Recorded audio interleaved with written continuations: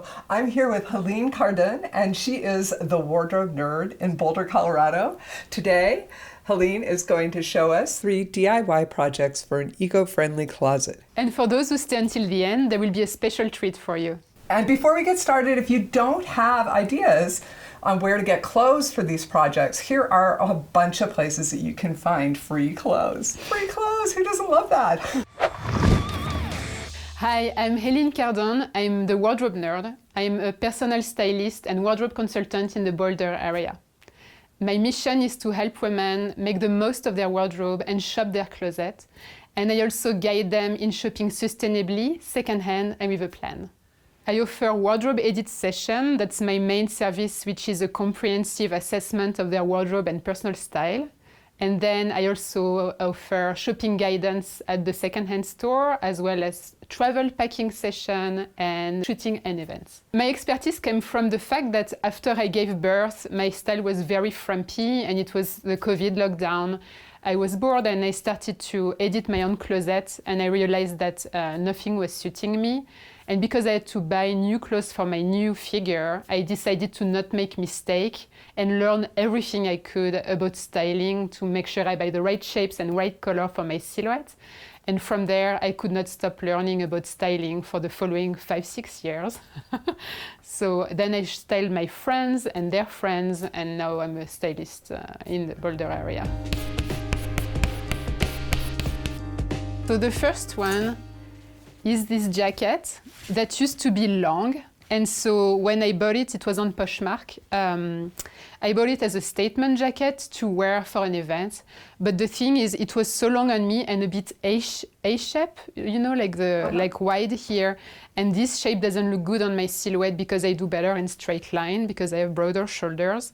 And so I also was not wearing it because it was too long, and so I thought that it was taking too much and too much of a statement. I just used my scissors and cropped it without sewing or anything because it's polyester. So then I took how do you call it? Match? A lighter? A lighter.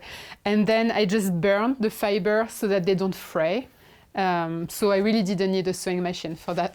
And it took about, I would say, 2 minutes, like 1 minute to get the guts to do it, and then just 1 minute to actually cut slowly. I'm a bit messy when I do that, but I think it also works to have things not neat. I like when things are not neat. When I do it myself, I want it to be noticed that's something I did myself.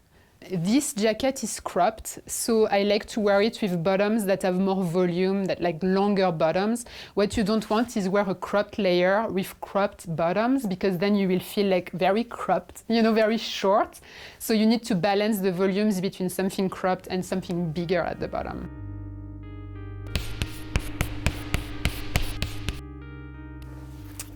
This blazer I found at Common Threads, the consignment store in Boulder. It used to have big sculpted shoulders. You can see it on the picture. And so when I put it on, the sleeves were completely overtaking my silhouette because I already have broad shoulders. But I was really into this long line, and also the taupe color is interesting because it's not a regular shade. It's between a gray, a taupe and a green. So I thought the shade in between shades are very interesting stylistically. So what I did is just decided to cut the sleeves, and I just did it raw. I was inspired by Margiela, the designer that does deconstructed clothing, and I thought it would be interesting to see the layers on the shoulder with the shoulder pad and the lining and all that. So I like that the blazer is very streamlined, and then raw here. I think it's a good balance of something that's neat and something that's a bit more like raw and interesting in terms of texture. So what I did here is just cut with scissors again. I didn't sew anything.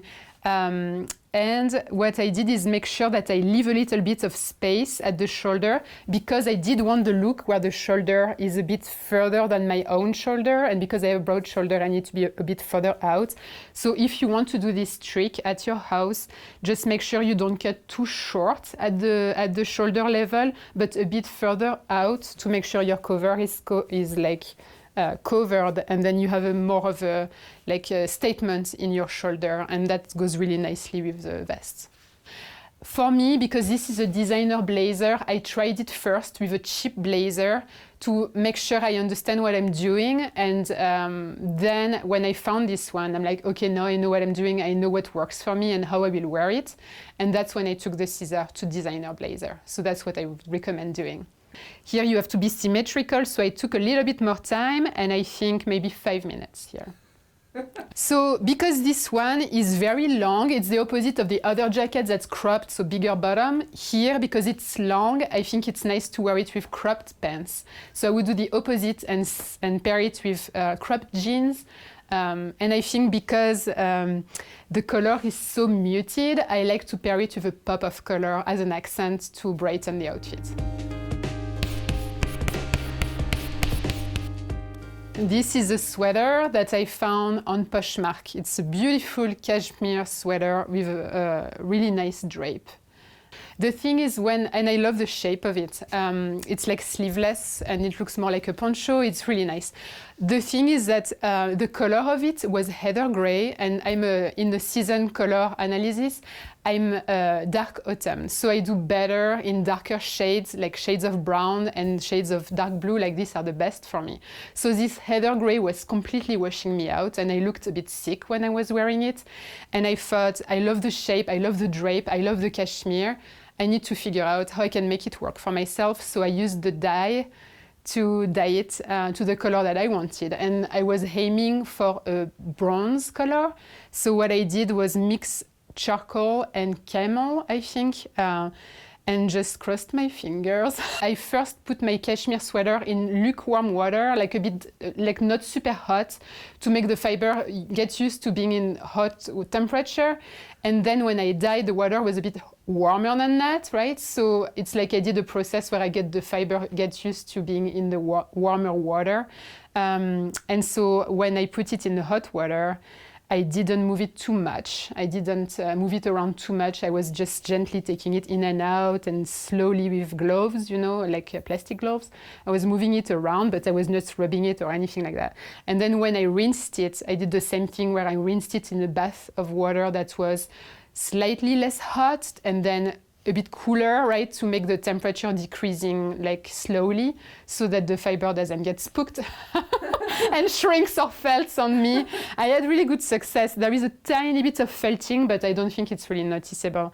The thing is that I wear it all the time now. It's like one of my best sweaters, so totally worth it. First I dyed it, and then immediately, without rinsing it, I put it in the bath with the fixator, and that I left also for like 10 minutes or something like that, and then I rinsed it. And I didn't put it near my washing machine at all, like everything was just in a bucket. The whole process to dye and then use the fixator, I would say about 30 to 40 minutes. And then you have to wait until it dries, and the suspense of feeling and finding out if it's gonna work. So how I would style this, because the sweater is very flowy, you need to style it with accessories that are a bit sharper. And also, because the neckline is quite high, it's nice to put the hair out, to remove some bulk around my neck. And because my hair is up, it's a good time to wear beautiful earrings. I also like how the sweater is more muted in color, and I think it's great canvas to wear with very sparkly jewelry.